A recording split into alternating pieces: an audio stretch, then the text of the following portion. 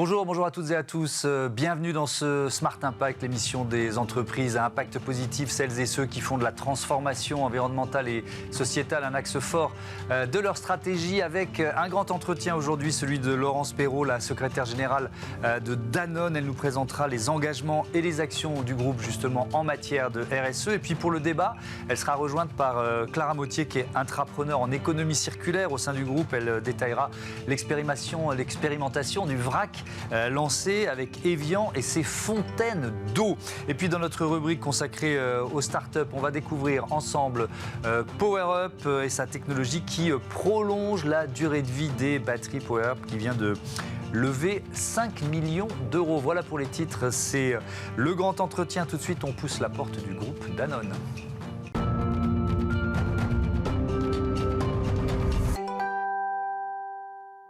Bonjour Laurence Perrault, bienvenue. Bonjour Thomas Hugues. Heureux de vous accueillir, vous êtes donc la secrétaire générale de Danone. J'ai une question qui est à la fois simple et ultra vaste. Le sens de ces trois lettres, responsabilité sociale, sociétale, environnementale, pour un groupe comme Danone, ça se relie à votre histoire d'une certaine façon? Merci de me poser cette question, parce que j'avais effectivement envie peut-être de vous raconter l'histoire de Danone, qui s'inscrit dans le patrimoine, dans le cœur des Français, en réalité, et ça depuis plus de 100 ans aujourd'hui, avec au cœur de notre modèle la santé par l'alimentation. Donc ça engage et ça demande une responsabilité extrêmement forte. Et il y a quelques jours, on a même fêté un autre anniversaire, c'est les 50 ans de ce que l'on appelle chez nous le discours de Marseille, où Antoine Riboud a posé à l'époque que nous n'avons qu'une seule vie, qu'une seule santé, et que nous sommes responsables de cette santé, de cette vie. Donc, il a posé donc un nouveau modèle d'entreprise unique, et je peux dire, je crois aujourd'hui encore qu'il est unique. C'est un double projet chez Danone. On doit à la fois servir l'économie et le social, et c'est totalement imbriqué. Oui, donc on est dans un mouvement, le mouvement des entreprises à impact, la loi Pacte, les raisons d'être, les entreprises à mission. Finalement, il y a 50 ans, il y avait non seulement cette intuition, mais cette volonté qui était exprimée. Ça prend combien de temps après, entre le moment où il y a la décision d'un patron d'embarquer son entreprise, son groupe, et puis les premiers effets ou les effets à long terme? À la fois, ça prend du temps, et c'est tous les jours qu'on doit renouveler nos vœux, ce vœu de faire à la fois de l'économie et du social, et on peut rajouter aujourd'hui de l'environnemental et du sociétal.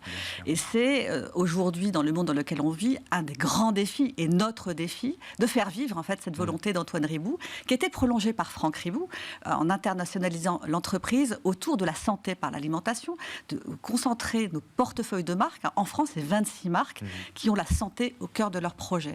Et aujourd'hui, avec réchauffement climatique, gestion des ressources limitées, il faut tous les jours repenser notre modèle pour faire vivre en réalité cette grande histoire, cette grande ambition qu'on a posée il y a plus de 50 ans. Ça avait été aussi prolongé par Emmanuel Faber. Son départ a été perçu comme un retour aux fondamentaux du business et de la réalité du marché imposé par les actionnaires. C'est évidemment caricatural ce que je dis, mais voilà, ça a été... Est-ce qu'il y a eu une rupture, ou au contraire, vous nous parlez de continuité? Non, pas du tout. Effectivement, après Franck, Emmanuel a posé cette formidable ambition d'être une société à mission, la première en France. Nous sommes même une bicorp, c'est-à-dire qu'on a considéré qu'il fallait que l'extérieur valide ce projet. Donc nos 26 marques, en France, c'est 2 milliards de chiffre d'affaires qui est sous l'ombrelle bicorp. Et évidemment, les nouveaux dirigeants aujourd'hui poursuivent cette histoire. Donc des chapitres se ferment les uns après les autres, mais l'histoire continue plus que jamais. Ouais, quelques chiffres: 6500 collaborateurs, 25 implantations, 13 sites de production, près de 2000 agriculteurs et éleveurs partenaires. On en parlera évidemment en détail. Et puis vous l'avez dit, près de 2 milliards d'euros de chiffre d'affaires. Toutes les marques certifiées Bicorp en France, ça veut dire quoi ça? Parce que le certificat Bicorp, on l'a évoqué plusieurs fois dans cette émission, c'est peut-être le plus exigeant, en tout cas l'un des plus exigeants. Donc vous avez fait quoi? Vous avez commencé par des marques pour lesquelles c'était peut-être plus simple, vous saviez que vous pouviez y arriver plus vite. Quelle a été la démarche? Alors ce qui est intéressant avec Bicorp, c'est deux choses. Vous le rappelez, c'est un des labels les plus exigeants, et quand on s'appelle Danone, qu'on est pionnier, qu'on est leader sur nos marchés, on doit prendre les standards les plus exigeants. Et c'est un standard aussi qui nous oblige au progrès.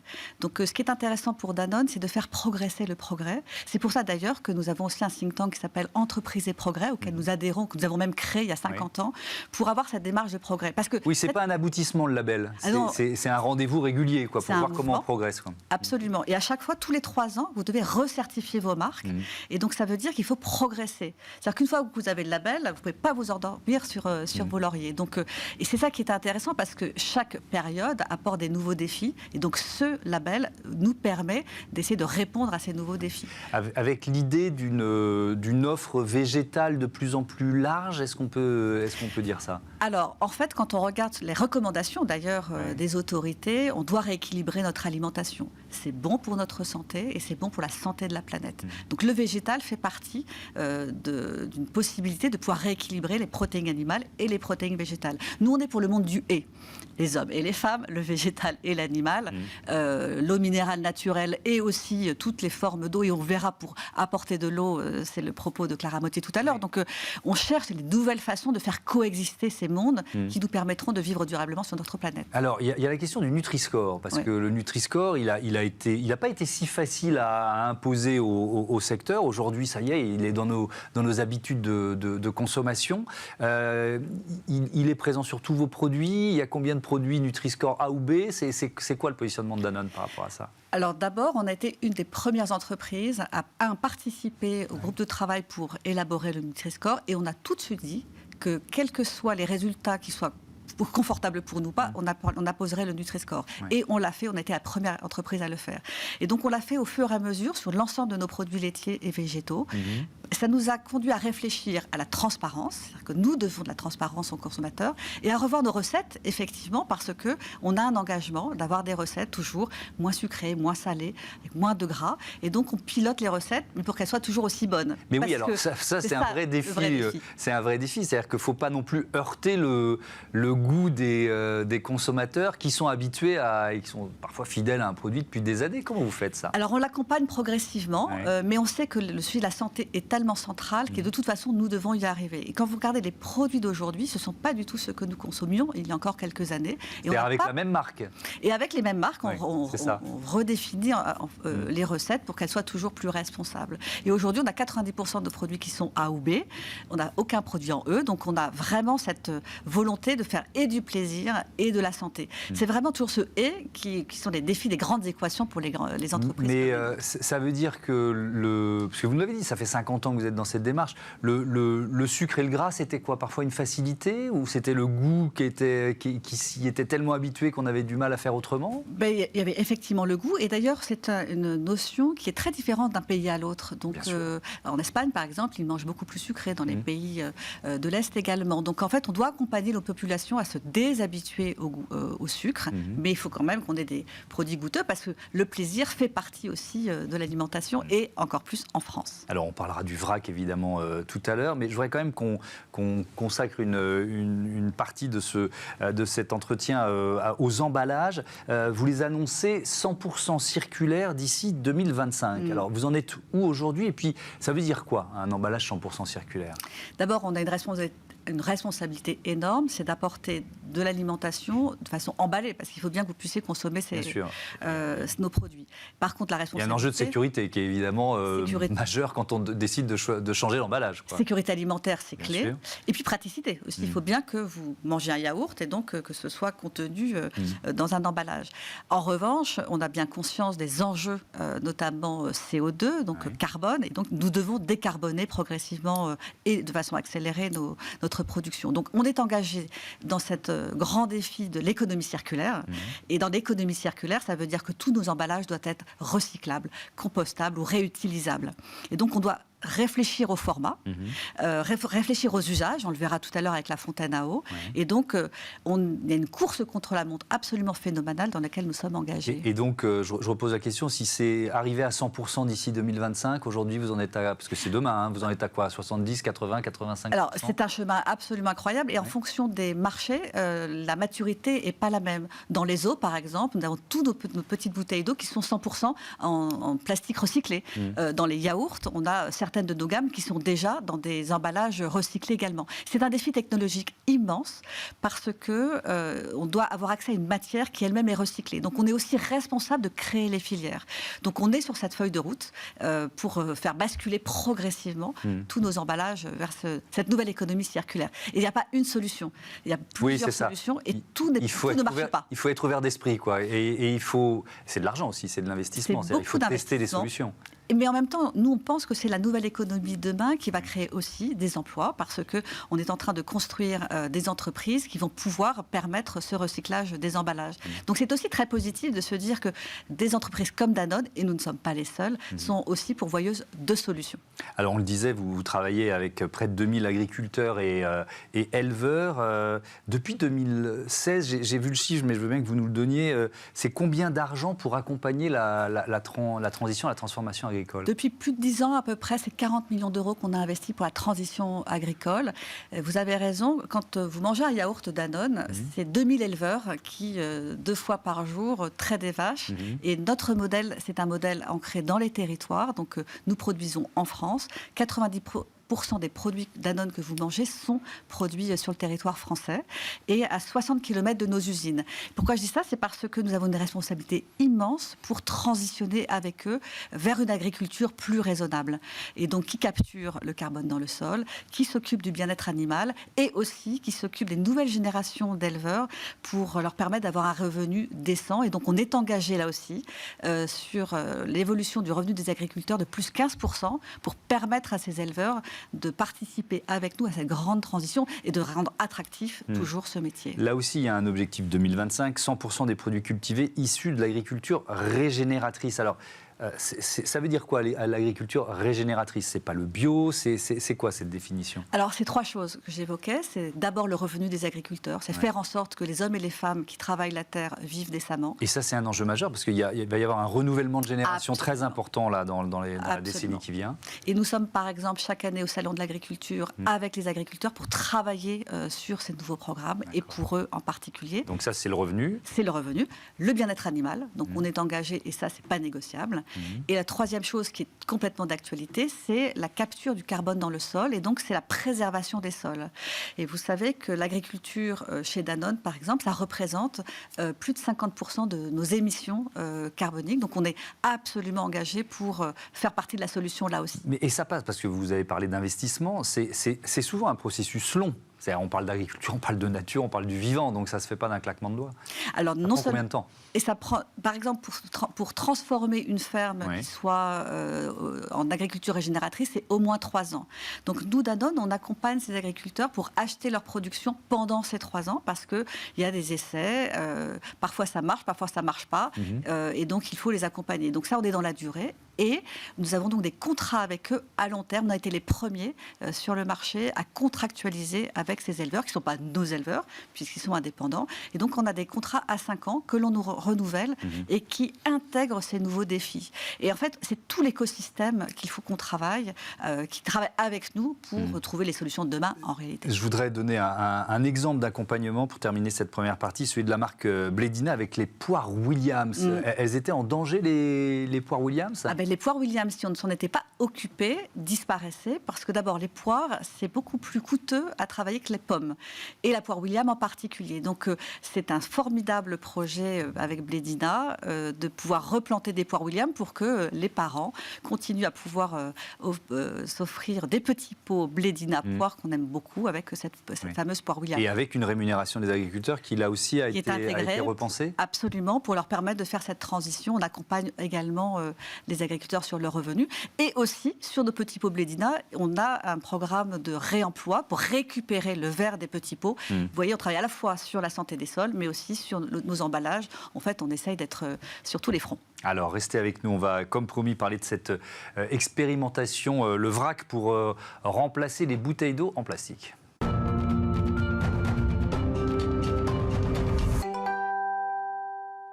Bonjour Clara Mottier, bienvenue. Vous êtes intrapreneur en économie circulaire, chef de projet des Fontaines Evian dont on va parler tout de suite. Ça veut dire quoi ? Vous inventez de nouveaux usages ? C'est un peu ça votre métier ?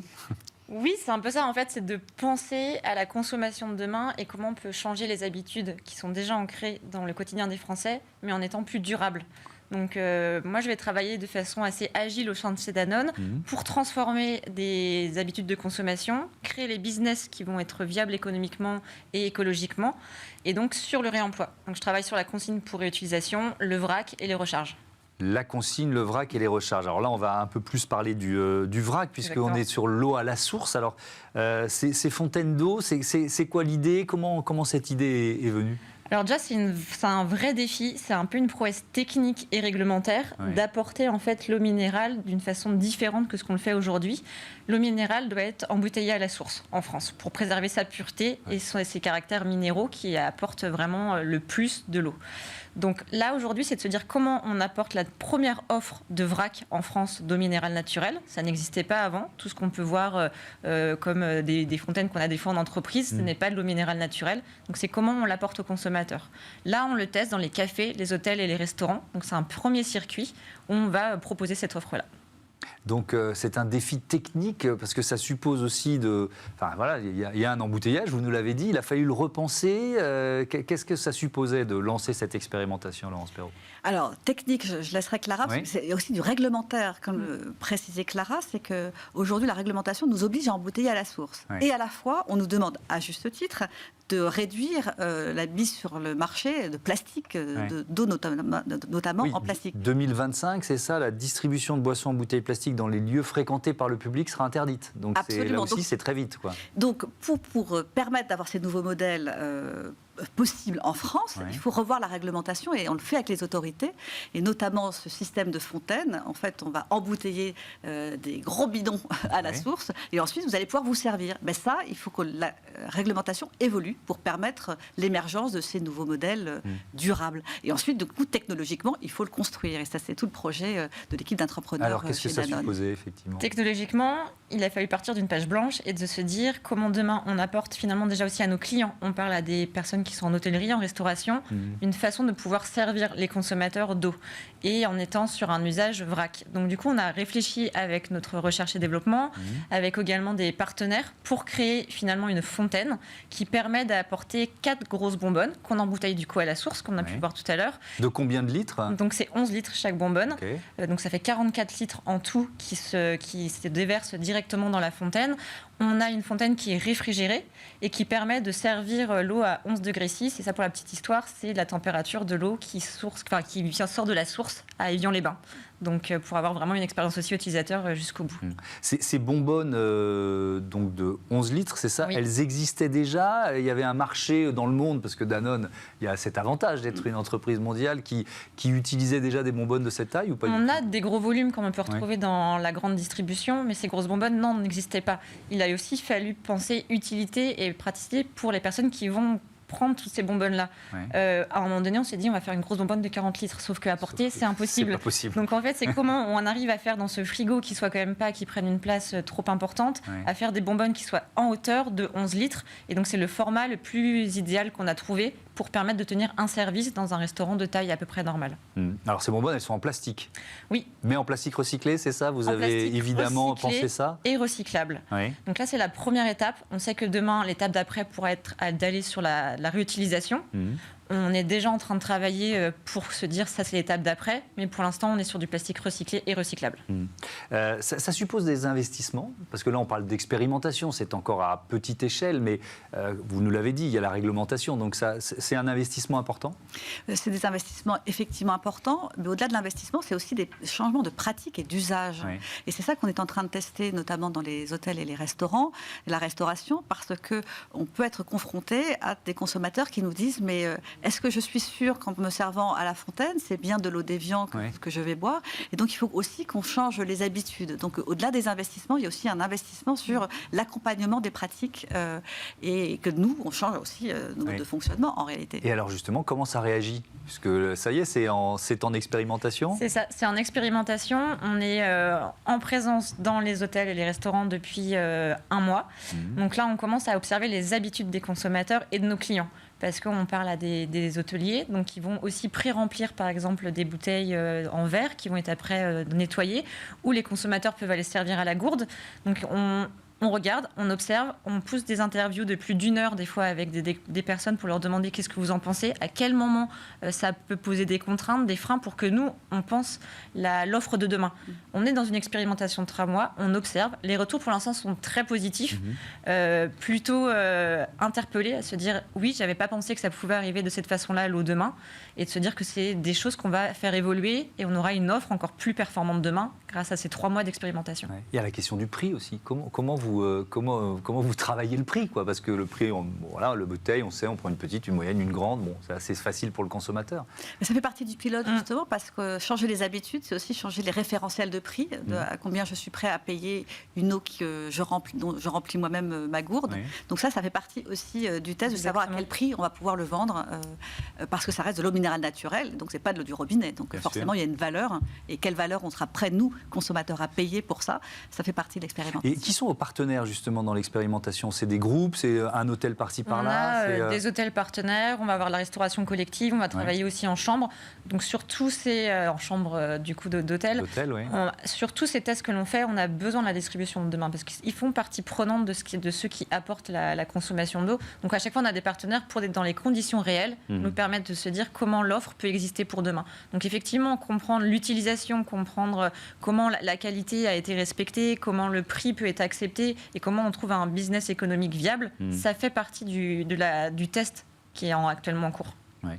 L'obligation d'embouteiller à la source, est-ce que pour vous c'est un frein à l'évolution? Est-ce qu'il faudrait assouplir cette réglementation? Alors je vais vous poser la question à toutes les deux.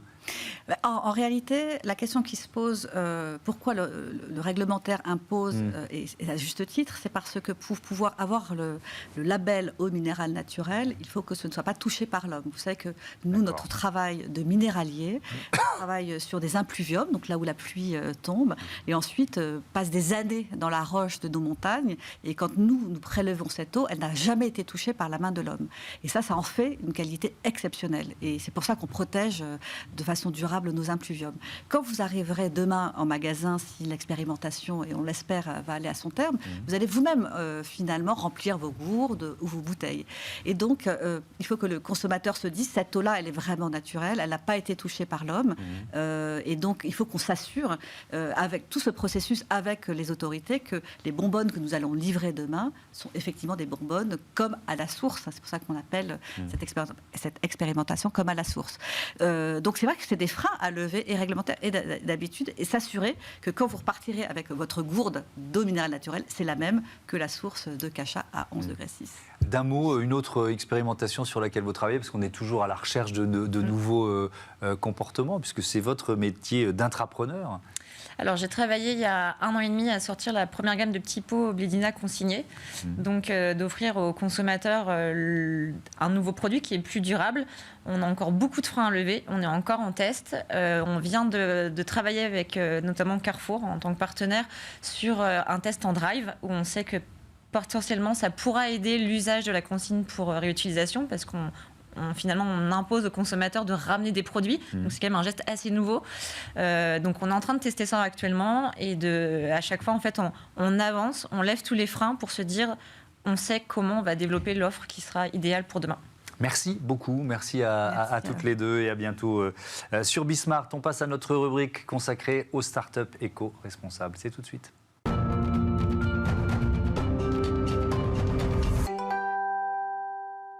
Smart Ideas avec Abdelkrim Benamar, bonjour, bienvenue. Bonjour. Heureux de vous retrouver, président de PowerUp. On va rappeler, même si vous êtes déjà venu dans cette émission, c'est quoi votre technologie?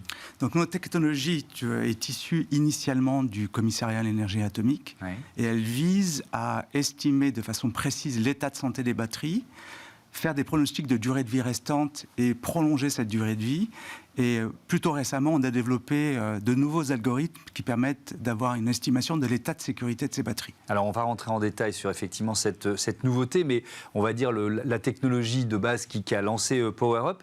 Ça veut dire quoi? Ça veut dire que j'essaie de comprendre, la charge tient compte de l'état de la batterie, du meilleur moment pour le faire? C'est effectivement, on peut avoir cette application de charge intelligente, mais l'idée, c'est de dire que les batteries subissent un mécanisme de vieillissement. Ouais. Savoir, à force de charger et décharger une batterie, il y a un mécanisme de vieillissement.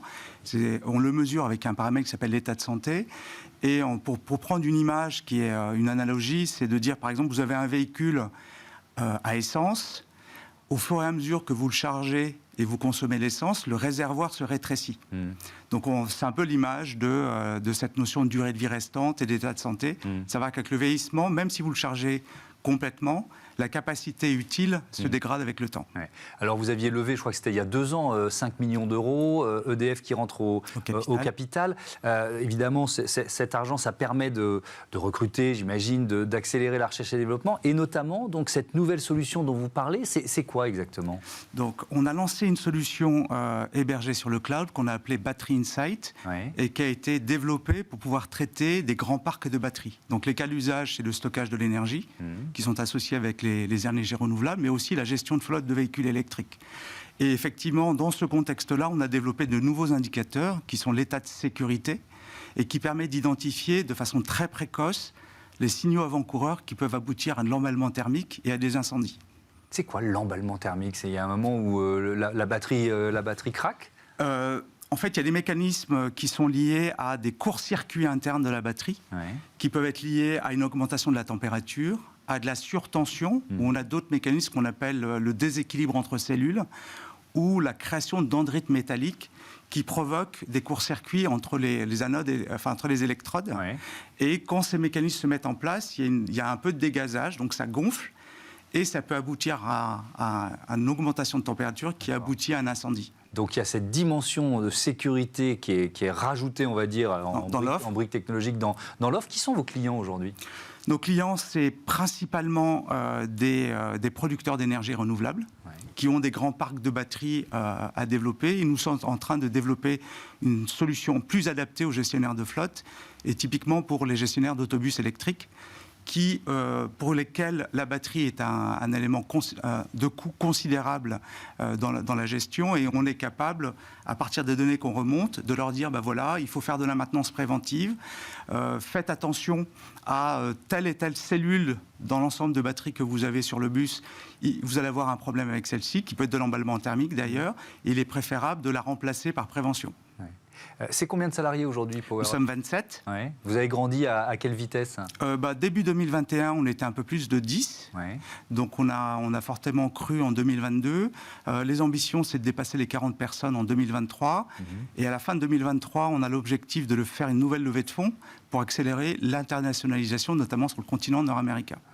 Quand on travaille pour une entreprise, parce qu'on parle beaucoup de difficultés de recrutement, du sens de son travail, quand vous recrutez, sont des arguments qui viennent dans ce qui est intéressant par rapport à ce que j'ai connu dans des vies passées, où j'ai plutôt travaillé dans des grands groupes ou des ETI, dans le secteur des télécoms, ce que je sens, c'est que la notion de contribution à la transition énergétique et la lutte contre le réchauffement climatique parle beaucoup aux plus jeunes. On sent que c'est une vraie... Vous faites ça pour vos enfants un peu? Oui, effectivement pour vos enfants. Et de toute façon, Nietzsche disait on finit tous enfants. Donc j'ai l'impression que j'ai une deuxième jeunesse qui commence. Mais vraiment, cette notion de contribuer à un projet qui dépasse purement l'activité économique, qui est un élément très très fort. Après, on est sur des métiers qui sont très tendus, tout ce qui va être autour du développement logiciel, développement sur le cloud. Et effectivement, quand on est une petite structure, il faut essayer de se battre avec ses propres armes, c'est-à-dire l'agilité, l'intérêt de la thématique et la capacité à innover avec un peu plus de liberté. Vous avez des enfants? J'en ai 3. Et alors, la plus jeune, elle s'appelle comment? La plus jeune s'appelle Sophia, elle a 9 ans. Celle au-dessus s'appelle Léna, elle a 10 ans et demi. Et j'ai un adolescent qui a 15 ans. Et ben voilà, on en a profité pour faire un coucou à vos enfants. Merci beaucoup, Abdelkrim Benamar, président de PowerUp. Merci à vous. Et bon vent à votre entreprise. Voilà, fin de ce numéro de Smart Impact. Merci à toutes et à tous de votre fidélité. Je fais un coucou aux miens qui sont beaucoup plus grands.